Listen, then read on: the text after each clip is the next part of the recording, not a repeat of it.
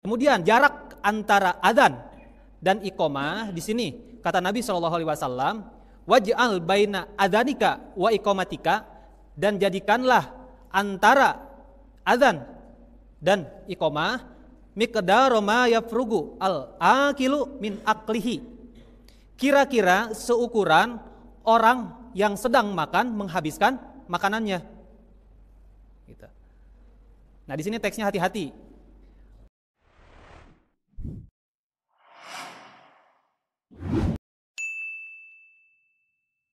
Yang pertama sekarang untuk orang yang azan, untuk orang yang azan atau muadzin, sunnahnya itu adalah tidak boleh azan kecuali untuk orang yang sebelumnya telah bersuci.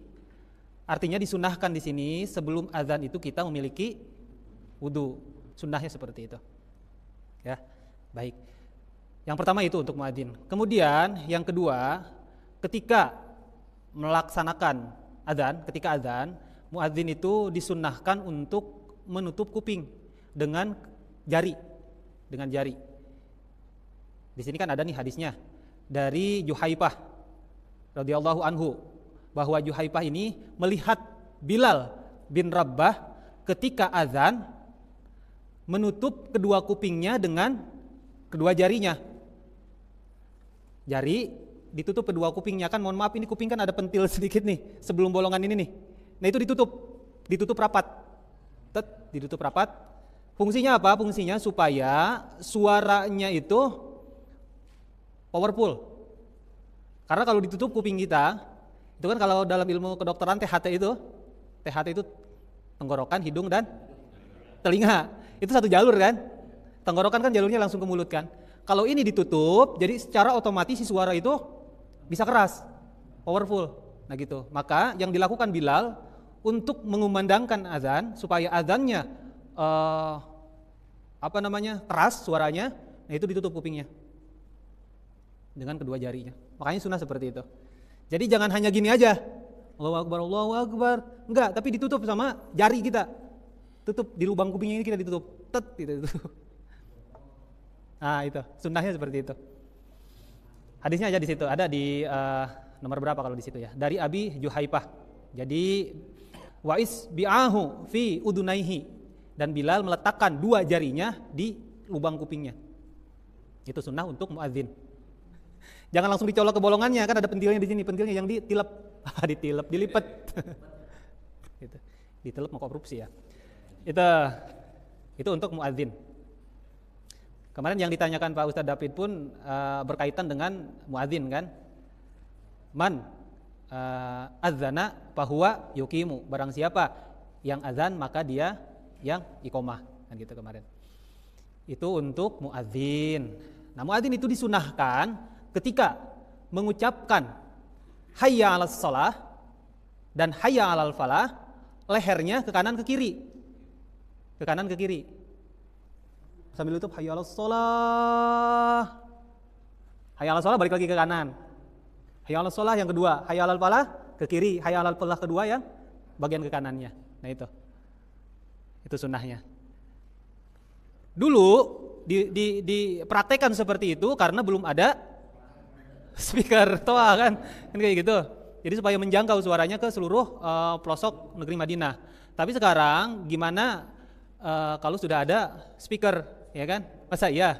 Dan dulu itu adzannya nggak di dalam masjid, tapi naik ke tembok, ya. Kalau sekarang menara ya.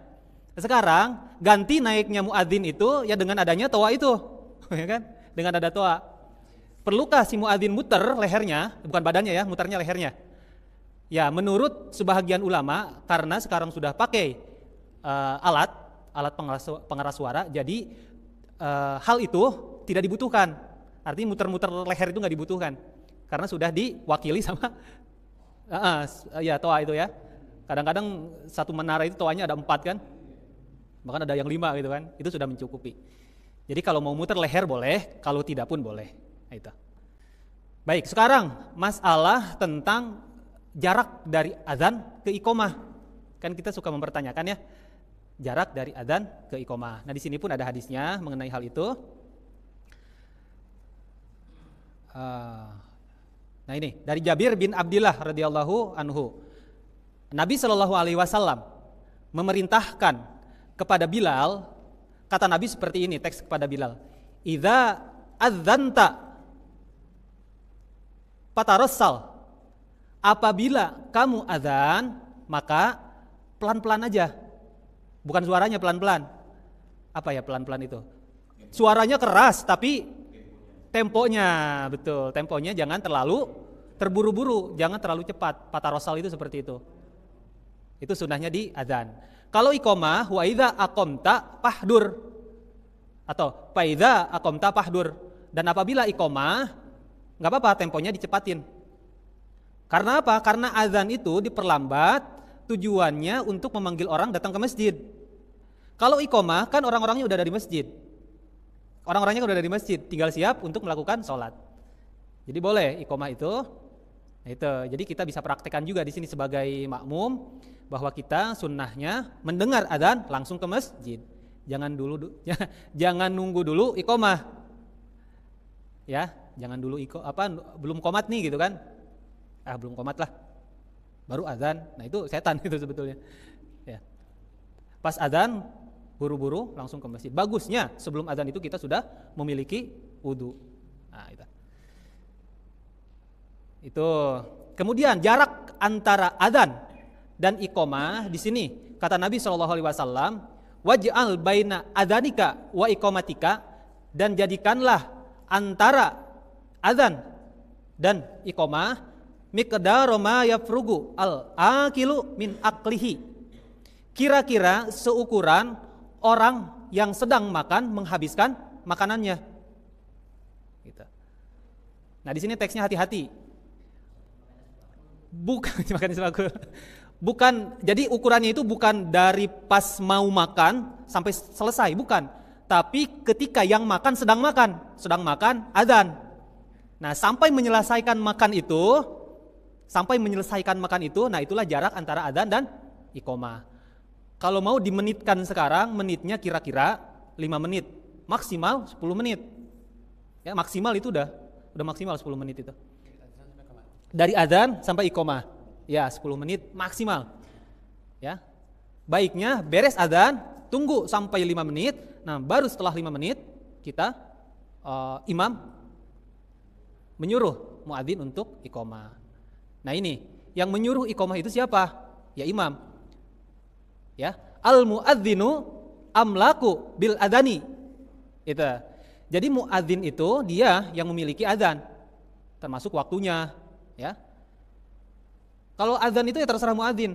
Cuma waktunya iqamah, wal imamu amlaku bil iqamah, dan imam itu yang memiliki iqamah. Jadi yang memiliki kendali untuk melantunkan atau mengumandangkan iqamah itu atas perintah imam kepada muadzin. Sekarang terjadi masalahnya, kita nggak tahu. Andai kata Ustadz Sutarno tidak di sini, ya kan kita punya driver utama di sini, imam utama di sini, Pak Ustadz Sutarno kan. Andaikan Pak Ustadz Sutarno tidak ada, berarti kan kita celungak-celinguk kan, siapa yang mau jadi imam? Kadang dorong-dorongan, kan gitu. Bapak aja, kan gak selesai salatnya. Dorong-dorongan. Nah itu, makanya mestilah di sini harus tahu si muadzin ini sekarang yang jadi imam siapa. Jadi harus ada jadwal itu harus diketahui oleh muadzin. Oh, duhur nih, imamnya Pak Ustadz Soleh gitu kan, Pak Ustadz Muhammad Soleh. Berarti udah tahu, oh Pak Ustadz Muhammad Solehnya ada. Tinggal lirik aja Pak Muhammad Solehnya. Udah merintahin apa belum? Kalau udah nunjuk ini, oh berarti udah nunjuk supaya iqamah. Nah gitu harusnya. Harus ada jadwal imam tetap di setiap masjid, itu harus seperti itu. Harus seperti itu. Dan muadzin yang jadi catatan harus tahu siapa imam saat itu. Hadisnya ada di sini. Sekali lagi hadisnya adalah al muadzinu amlaku bil adani. Muadzin itu yang memiliki adzan, wal imamu amlaku bil iqamah, dan imam yang memiliki iqamah atau yang mengendalikan iqamah adalah imam. Itu sudah selesai untuk urusan muadzin. Nah itu tanggung jawab muadzin seputar itu aja. Tadi harus wudu, kemudian ketika melakukan adzannya harus tutup kuping, mau menengok kanan kiri lehernya nggak apa-apa, mau enggak juga nggak apa-apa.